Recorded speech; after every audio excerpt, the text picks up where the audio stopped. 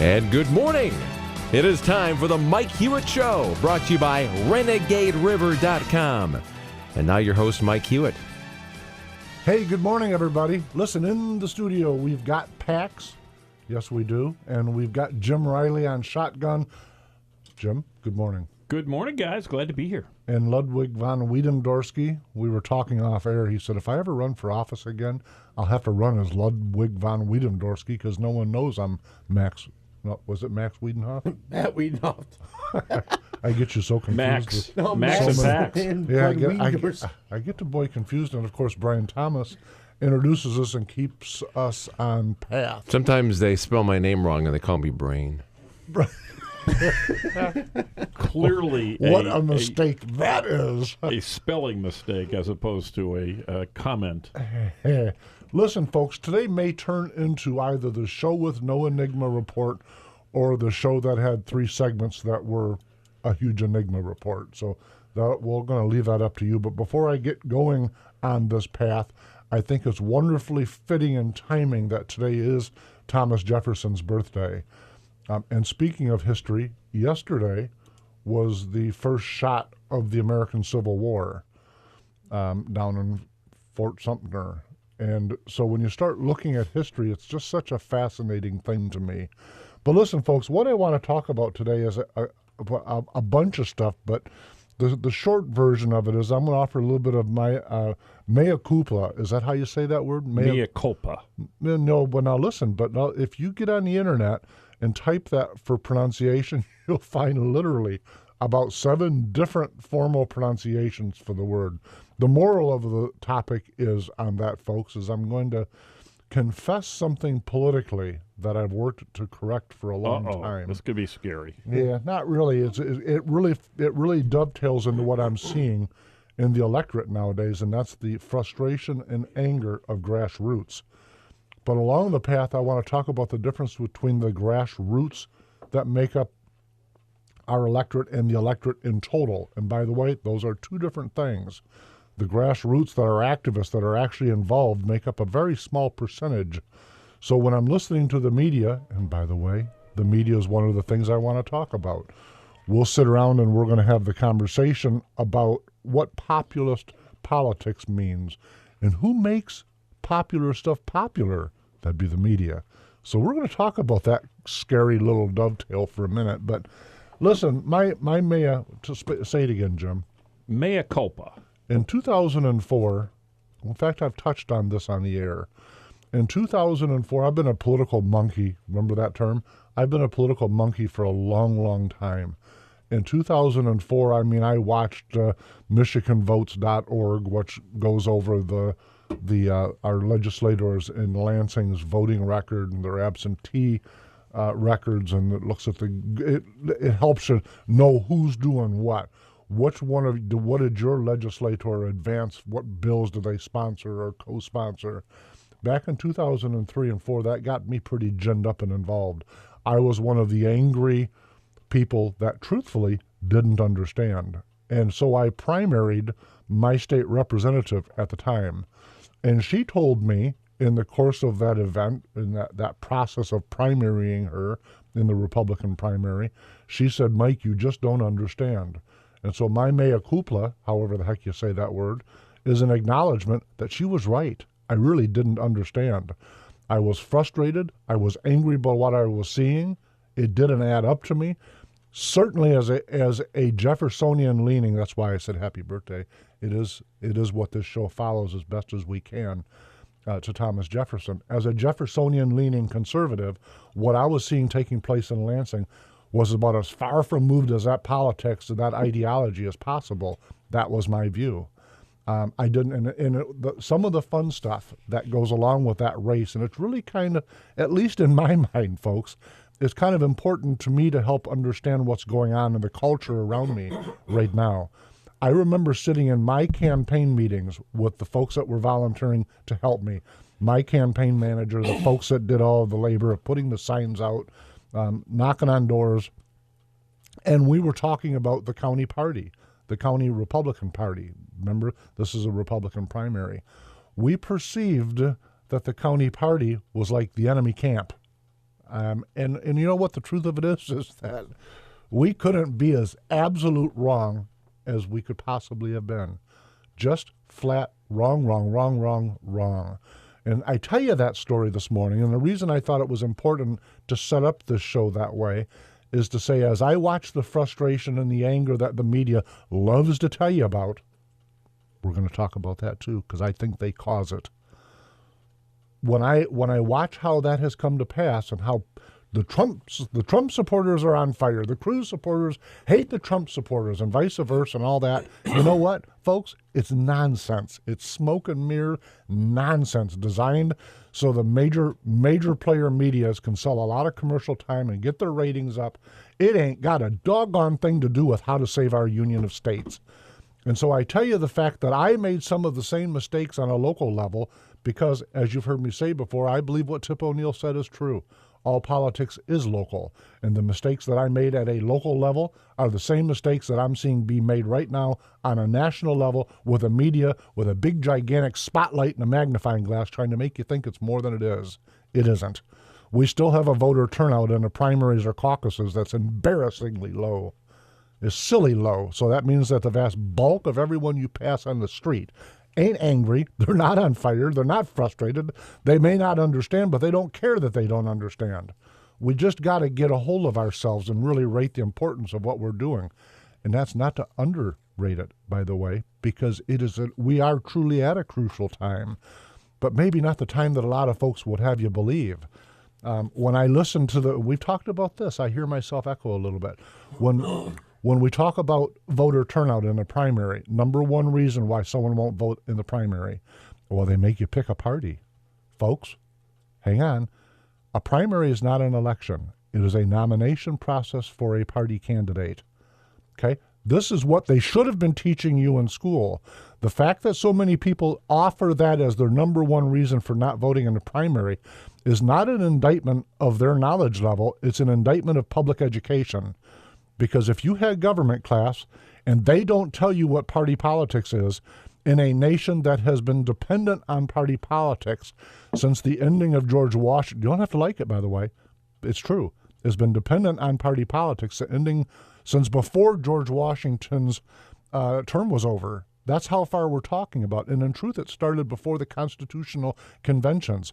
Party politics is this. It's where more than three people gather together to try to push in a cause or a set of ideologies or beliefs. It's not evil, by the way. I chaired the caucus on Friday gone by for the 2nd Congressional District. Great job, by the way. Listen, it is what it is. You follow a recipe. And so first off, thank you for saying that. But my reason for bringing it up is what caused me to want to do this show today. There is so much misunderstanding. And on one hand, I want to applaud the fact that there are a lot of new people. And I don't want to take away the fact that they're getting involved because that's what I'm always calling for on this show. Please get involved. But when you get there, don't make the same mistake I did in 2004, okay? Get involved, absolutely get involved, and then slow to navigation speed and ask a lot of questions. Don't walk in and say, this doesn't make any sense, they're thieving, they're stealing, they're rigging. I heard that word. They're not doing any of that. There's a process. There must be a process to arrive at a conclusion when you have a couple hundred people or a couple 100,000 people or a couple 100 million people. There must be a process. That process doesn't automatically mean that everyone's getting thieved from. The other thing I've heard a lot coming forward from that caucus that I chaired is a lot of news talk radio. Let me say differently. A lot of the media on TV that identify themselves as news. I say it that way because they aren't news. They're talk shows, and that's fine. They are what they are, but they ought to call themselves that. They're talk shows, and they keep talking about the difference. The suggestion is, the implication is that we should have a uniform process for our primaries. You know what, folks? That's about as far from common sense. It's about as far from what our founding fathers, it's about as far from what Thomas Jefferson would have wanted as you can possibly be. And let me explain why I say that. In the United States, we have a great opportunity to look across our union of states, state by state, and say, wow, that experiment is working better than that experiment. Those folks are doing a greater job than those folks. Here's a big secret, by the way. Let's learn from those folks and not do it that way and maybe help them. The reason we do it the way we do it in the United States, first off, we reduce it to a state level. This is true both with the Democratic Party and it is true with the Republican Party. And by the way, I want to touch on multi-party systems in a minute. You'll love that part. Careful what you ask for. And so when you look at it that way, what does it actually do when each state has its own system? But the end result is to arrive at a certain number. I keep hearing about this terrible number that Trump may or may not get to. Do you know what it is? That's 50% plus one. That's the American system, folks. I keep hearing, well, it doesn't matter if he doesn't get to it. Folks, that's the American system. It does matter. The whole purpose of having a platform, a number to get to, is to make sure that that candidate is sufficient enough to actually win in a general election. That's why that benchmark of 50 plus 1 is set up. These things all have reasons for them. They're not just something that somebody in a smoke-filled room with a Cuban cigar and a little bottle of brandy arbitrarily came up with. They're part of our system, and they make sense. So before you rag on them and tell all your neighbors of how someone's stealing somebody's votes, slow to navigation speed, please. Get involved and ask questions, because it ain't what the media is telling you. And by the way, it's not what some of the national talk show hosts are talking about. I listened to one yesterday. My hair was on fire by the time I got done listening to this moron's 3 hours worth of radio show. Absolutely, completely, 100% wrong on how caucuses and state parties arrive at delegate votes. Just flatly wrong. And yet he's got millions of people that are nodding up and down like Cheshire cats. Please don't be one. Get involved and ask. That's all I'm asking you. I passionately believe that. I think our system was designed. We've talked on this before. Our system was designed for a virtuous and informed electorate. Be part of that informed electorate. But listen, it ain't easy. You got to actually do something. I get that part. Kind of frustrating, I know. But it's important. And by the way, let me stop myself for a minute. I don't care if you're a Democrat or a Republican. I don't care if you're a Libertarian. Get involved and learn how the system works. Don't just rag on it. Don't get your can of gasoline out and act like you're going to set it on fire when you don't even know what it is yet. That's what I'm saying. Jim? Well, Mike, I agree with you 100%. And a lot of folks listening to you, though, may say, well, wait a sec. Here's this guy who's obviously an insider, obviously understands the way the rules are, and we're going to get into that shortly. But how do you get involved? And one of the things that I have found, as someone who's also kind of gotten on the inside and at a much lower level, but it isn't very hard to get involved at all. And this would include the Republican Party, the Democrat Party, any of the others, the Libertarian, the Green Party, you name it.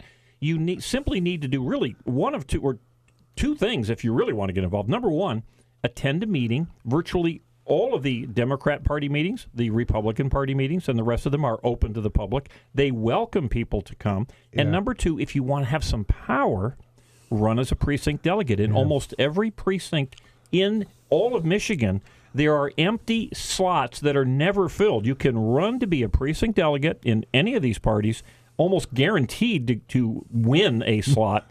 And then all of a sudden, you are one of those people who are making the rules, making those these what we're being told the totally evil arbitrary rules. We're going to talk about the arbitrary rules. So it's easy to do it. It is, but here's what it is. I'm going to give you a quick example, then we're going to go to a break. Okay, years ago, and in fact, it was 2006. Newt Gingrich was the speaker at the Ottawa County GOP Lincoln Day dinner, and he after the dinner was over with, he had his mother with him, who was an elderly lady at the time. While there's a bunch of volunteers. I keep hearing about the party faithful that changed the rules, the insiders. While the insiders were putting chairs away, stacking chairs, that's what the insiders really do.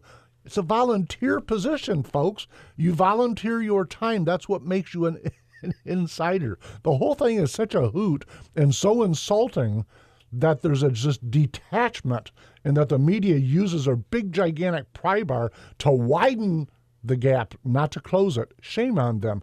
So we're looking around to say, where's Newt Gingrich at? Do you know where he was at? This is after the Lincoln Day dinner was over with. Can you guess where Newt Gingrich was at? Former Speaker of the House, while everyone was putting the chairs away after the dinner was over. Pretty powerful guy. Should have been smoking cigars in a limousine someplace. Yeah, and instead he was putting the chairs away also. Oh.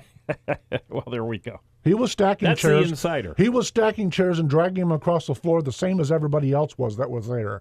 Okay, Matt Wiedenhoff lost a primary challenge a couple years ago now, isn't it? 2 years ago. And guess what he's been doing? You insider, you dirty rat, you. Okay, he's been volunteering. He's been making the website for the 2nd Congressional District work.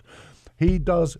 I probably drive him nuts with my constant, put this up there, do that, take that down. By the way, you didn't put that up yet. Okay. These are folks that are doing the grunt work that make the system work, that the media gets on TV with and looks you right in your eyeballs and bold-faced lies to you about who they are. Folks, it is insulting to the people that are contributing hours because they believe in civic duty. With that, Brian, let's go to a break. Folks, we'll be back in just a minute. You're listening to The Mike Hewitt Show on News Talk 1090 WKBZ and Talk 1230 WTKG. RenegadeRiver.com is new and used firearms, all priced to sell, plus ammo, reloading supplies, optics, clothing, lasers, and yes, tactical gear. RenegadeRiver.com, family owned right here in Michigan, because you deserve it. And this is the Mike Hewitt Show, brought to you by RenegadeRiver.com. And we are now into segment number 2 on this April 13th. I'm telling you, it's going to be a great day. Who would have thought the 13th of anything would be great? It's going to be a great day. Just to bring you up to speed, folks, if you're just dialing in, we've got Jim Riley riding shotgun and Paxes with him. And then in the middle, making up the wall of separation, is Ludwig von Wiedendorsky. We often call him, what was your name? Carl. Carl. It's Matt. Matt. The Matt. Carl Rove of our studio, Wow. sitting right here. I got my whiteboard. Boy, are you just liked by most everybody in the I grassroots know. community. I'm supposed to be the wall to block you two, and you guys are beating up on me. Listen, when we went to the break, one of the things that we were talking about, Jim had just brought up about, maybe you didn't, I can't remember off the air or on the air, precinct delegate and what a precinct delegate is. It is crucially important that two things. First off, that if you've never heard the term precinct delegate, we've got to take a second to explain a little bit, give you the Reader's Digest version of it, but then I'm going to dovetail it and try to take it to the next level. First off, on a local level, remember I said the only thing Tip O'Neill ever said that I agree with is that all politics is local. You folks, if you vote, if you're one of the few people that vote, you have probably voted for a precinct delegate before. Some of you listening are precinct delegates. But a precinct delegate, you can be a Republican precinct delegate, you can be a Democratic precinct delegate. We have a two-party system in truth. We'll talk about the difference in a little while, I promise. But if you're a precinct delegate, that means you get to go to your county political convention of choice. So now you're a precinct delegate and you're at the county convention and you get to vote on things like, for instance, who will become the state delegates to the state convention. So we hear about the old faithful guard that were in Lansing this weekend. They're the ones that decided. Well, yeah, but most of them are just regular people from your neighborhood. The irony is when you look across, in fact, I think I said this to you, Matt, there in Lansing. When you look out across the parking lot, you're expecting to see Lincoln limousines and Rolls Royces and Bentleys and Ferraris. And in truth, you saw my Jeep with rust holes on the side. Minivans, and just regular people. You could be at Myers' parking lot. You could be at Walmart's parking lot. You could be anywhere. It's just a parking lot. Because the reason that's true is because these are just people. They got involved and they say, how do I get involved? That's what they probably went to their local party of choice and said, how do I get involved? And their local party of choice said, you should run to be a precinct delegate. What you get along the path of being a precinct delegate is you get the inside information, which often includes an email. It's just an update. You know, we're going to do a pizza and politics on on July the 32nd, and it'll be at 8 o'clock. And if you'd like to help volunteer to make that happen, please, that's the hook. That's the hook. Matt's waving. Yeah, I got that part now. Want to get involved? Yeah, if you want to get involved, prepare to move some chairs. Okay. Be here at 5 o'clock on Saturday because we're door knocking. Yeah, we're door That's you knocking. getting involved. Or Pizza and Politics starts at 7. Will you get here at 5 to help us? Yeah, we're gonna set it up. And then don't forget, you can't leave till 9:30 because Yeah. you got to close it These down. are these are the wait. inside power brokers we're talking okay, about now, well, wait a folks. sec. Let me add to this. Now, certainly, precinct delegates are important. Yes. But in many cases, precinct delegates do absolutely nothing. They don't even attend meetings. It is not hard. You do not have to put hours and hours of volunteer work and chairs and knocking on doors or any of that at all if you You're are right. elected as a precinct delegate. You're right. You really You don't ought, ought to have some belief that you want to help the party, but there's absolutely no requirement whatsoever To do anything. beyond getting elected, which is really simple. A lot of people, exactly your point, a lot of people will become a precinct delegate because it was a momentary thought. I'm going to get involved and somebody told me to do it, and I really don't know what precinct delegate means. Let me give you an example on that point. Remember I told you I'd go to the next step. You take Ottawa GOP, and I know that other counties do it also. I just happened to just see Facebook messages yesterday on Ottawa GOP, which is why I'm pointing them out. Again, Kent County does it. Muskegon County does it. They're having precinct delegate training. Okay, and what that means is you go to, and the last, I think it's tonight. Maybe it's tonight or tomorrow. I can't remember. Next week. There's ours. What There's they our area. what they do is, at least in Ottawa, based on the email I read, they've separated Ottawa County into 4 quadrants, and so they'll have a gathering like at a Russ's restaurant in the northwest quadrant, and all of the precinct delegates that are interested in doing. Not all of them show up, by the way. To Jim's point. A fair number of them show up that are actually wanting to be involved.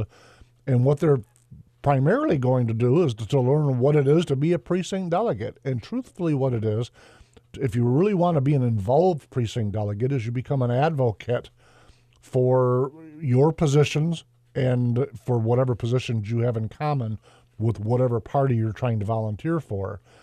So they have these gatherings at local restaurants that are, French fries and soda pop, and you listen to some of the people that have been around for a while that say this is what we do and this is how it happens. Like I was talking about, as a precinct delegate, you can become a delegate. You will become a delegate, if you will, at the county convention for your county party.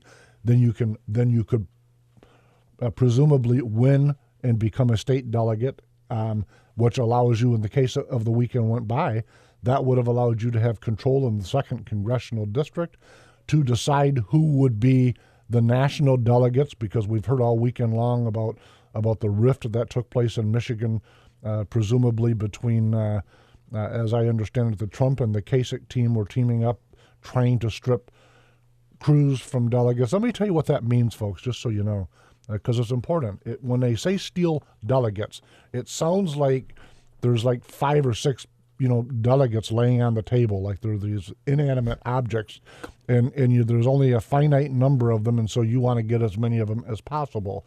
The reality of it is it's called campaigning. That's what it's called. And so anyone that says he stole that delegate doesn't understand that what happened is that there was some campaigning that takes place. So, for instance, in the Friday night caucus that I chaired, there was a lot of campaigning going on. I think we had 34 or 37 maybe, in the mid-30s, candidates running for the 3 national delegate positions and the 3 national delegate alternate positions. So there were a total of 6 positions and 30-some numbers of people campaigning for them.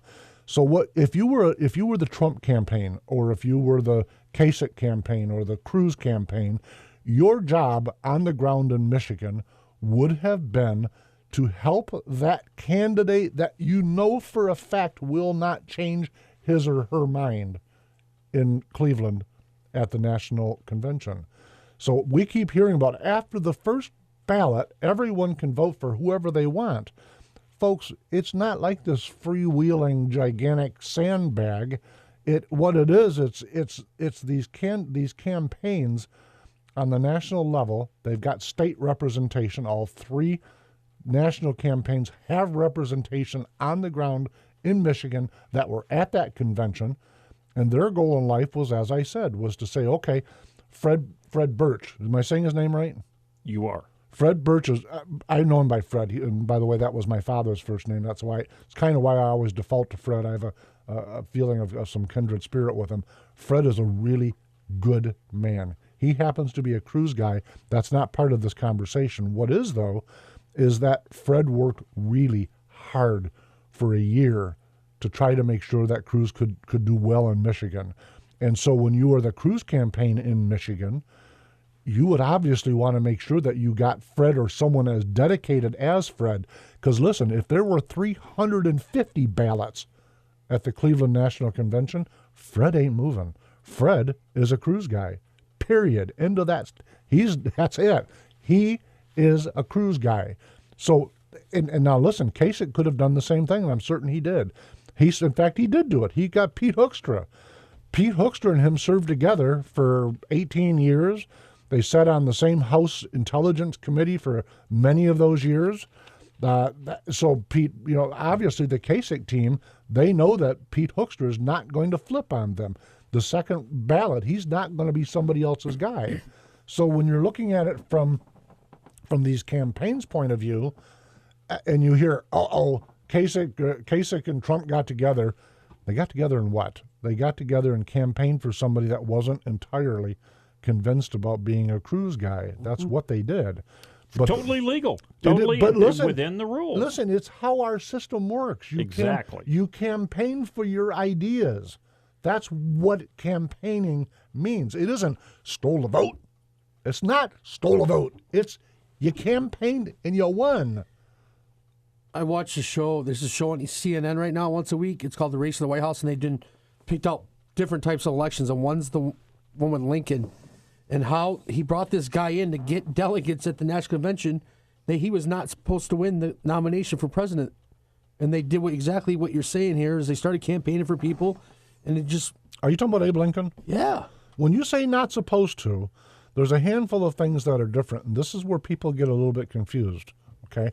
They didn't do a popular or a populist vote when that party was brand new. He was the first nominee from that party, okay? And in fact, the Libertarian Party does not, they still operate exactly the way the Republican Party did then, which, and so, I mean, that's just what it was. But that's really, when I started out this show by saying this is an indictment of public education, it is exactly that, and still is, because folks don't realize, not all folks, I don't want to paint with that big a brush, the folks that are really frustrated, that are crying out foul because you're canceling out our votes. Folks, this is a political party vote. You're voting for a nomination. This is not an election like in a general election year, and there's a difference. There is.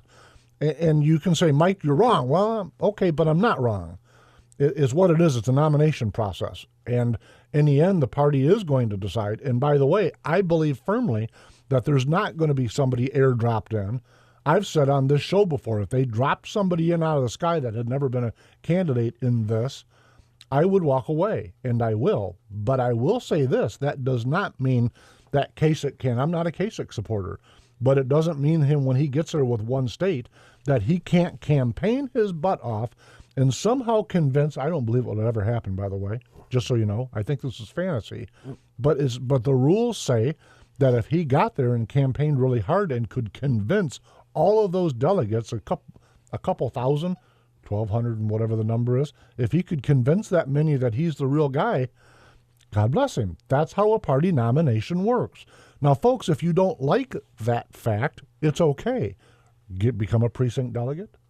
How do you become a precinct delegate? You put your name on the ballot. So in the next, how do you do that? I'm getting ready to tell you. In the next primary in August, you can go down to your local municipality and show them your proper picture identification issued from the state of Michigan and list yourself as a candidate for precinct delegate. It's easier than that. Let me tell you how to do it. I've already done it, as a matter of fact. You can also do it at the party. You go right online. Yep. You go to the Muskegon County Clerk, Ottawa County Clerk, whatever county you happen to live in, if you live in Michigan, and you can just go right to their elections little page on the, in this case, the Muskegon County, and just click in the filing requirements precinct delegate. You can download. It's a one-page item. It must be signed. It's real simple to fill out. The only onerous issue, if you will, is that it must be signed in the presence of a notary public, which you can do, by the way, when you deposit it.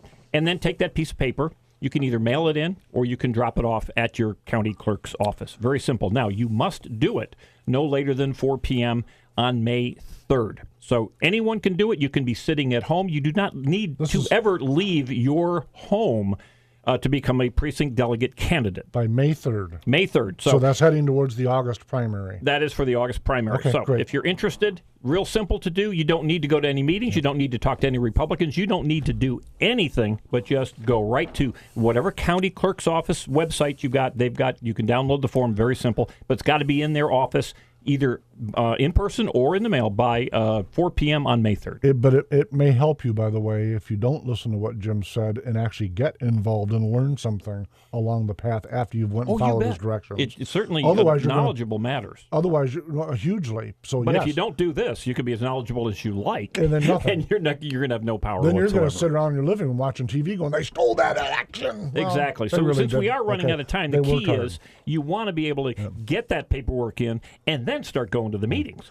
Folks, we're going to go to a break on that note. When we come back, we're going to talk about populist politics. You're going to like it. This is the Mike Hewitt Show on News Talk 1090 WKBZ and West Michigan's Talk 1230 WTKG. 3, 2, 1, 0.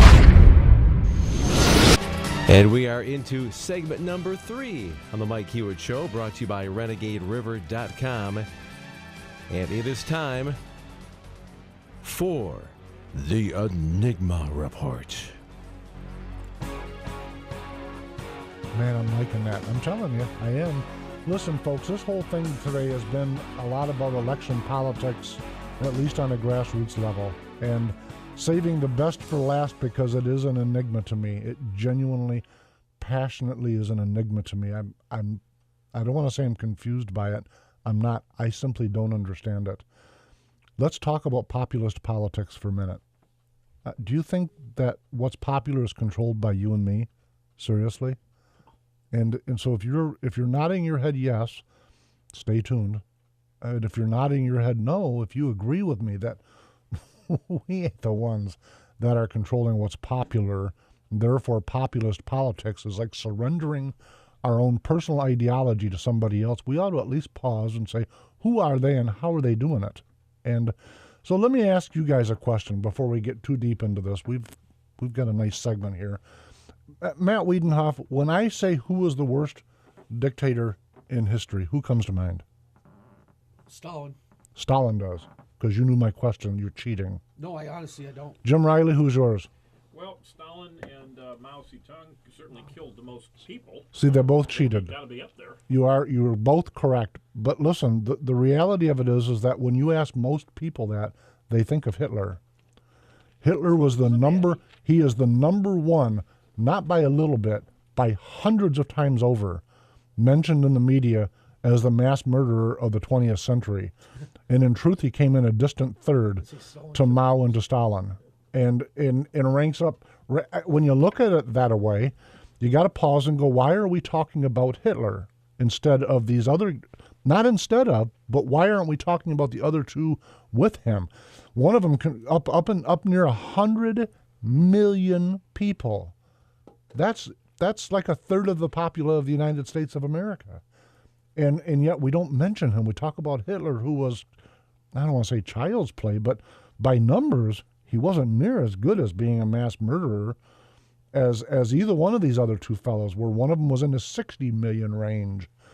And you go, why do they do that? And let me tell you, everyone, if there's 100 people listening, you probably got 100 different guesses about why. So let me just share you mine. We've been taught to believe that Hitler was right wing. He's a right wing extremist. So G.W. Bush get compared to Hitler, and Ronald Reagan was Hitler, and it went on and on and on and on and on. Well, the reality of it is he was a master at playing both sides of the aisle. He grabbed a hold of populist politics like nobody else did. So he was a right-winger, is what they'll have me believe, but he was the leader of the National Socialist Workers' Party of Germany. What made him a right-winger is because he says the word nationalist. But that pretends that he didn't say the word Socialist Workers' Party, because that sounds like a whole different thing, doesn't it, folks? Mm-hmm. So he was at war with the communists, but when you write down what they actually both did in terms of what did they want their parties to achieve, what government constraints on the people were they both calling for, they both called for the same darn thing. They just did. Now, you don't have to agree with me. It's okay, don't. But go look it up yourself and write it down, each one of their planks, and you go, oh, jeepers, uh-oh. Populist politics is ugly. And the reason the framers set up a system like we have, which does a handful of things, folks. First off, it causes our government to be slow on purpose. It's not an accident. When you hear about gridlock is destroying America, please understand that gridlock was on purpose. They did it that way to make sure that we weren't causing reactionary politics to have a negative impact on our society. That's why it was caused to be an adversarial system, so that people could meet in the arena of ideas and test those ideas by having to argue and debate them to see which one of them was the best. That's why they did it that way. And it is equally why, when you read the 10th Amendment, it says if the power is not, and I don't have it in front of me, so you have to deal with my paraphrase, but the short of it is that if the Constitution doesn't give the federal government the power, whatever power it doesn't articulate or enumerate belongs to the states or the people. In other words, the Constitution sought to put most of the power in your hands on a local level, to be a precinct delegate, to run for local office, to do the things that some folks say are a civic responsibility and I say are a civic duty. That's how I see those things. But let me go back to the media for a minute. Let me digress. And I don't care if you're a Kasich, a Cruz, or a Trump guy. Let me just run through it for you for a minute. I saw for like 3 days in a row images of Cruz in the Bronx being yelled at by a handful of people. And whenever they would display them, all of the media that I found, meaning Fox and CNN and by the way, broadcast news, all of them presented the same image, that Cruz was a moron for going there because that particular community is filled with immigrants. Well, you know what? Cruz's family, his immediate family, are immigrants. And in fact, the entire the new birther argument is that he's an immigrant. So that can't be the disconnect. Let me help you out a little bit. Has nothing to do with immigration. It's got to do with illegal immigration. But they don't say it that way, and shame on them. But when they say it the way they do, they're forming populist opinion.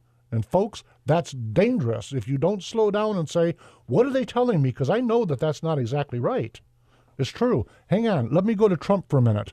Okay, and Trump's fans will point this out a lot, and it's just as true. The media will do an angle camera at some stadium somewhere to imply that there's nobody there. Okay, and then when you'll see a Trump fan picture or a Trump campaign picture, you can see it's wall-to-wall people.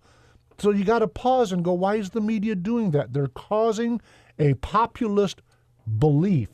They're having an impact on people that haven't decided yet.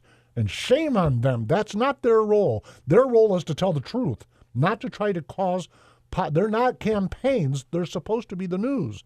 Campaigns can campaign. News is supposed to report the news, not cause it. Kasich, let me be the other side of the fence for a minute. I'm not a big Kasich guy, but when they show Kasich, because frankly his ideology is closest to theirs, he's centrist, and I'm not ragging on him. I'm not critiquing him. I'm identifying him as he would identify himself. They feel more warm and fuzzy with that, so they paint him out to be Uncle John. Folks, he's got a nasty side. I'm just telling you. Now, I know that because I'm one of the involved people that put the chairs away at the end of the party. Okay? He's got a, when I say that, by the way, I'm not even criticizing him. I'm saying the Uncle John thing at the barbecue with the sandwich is not who a president is. You got to be a tough person to be in that job.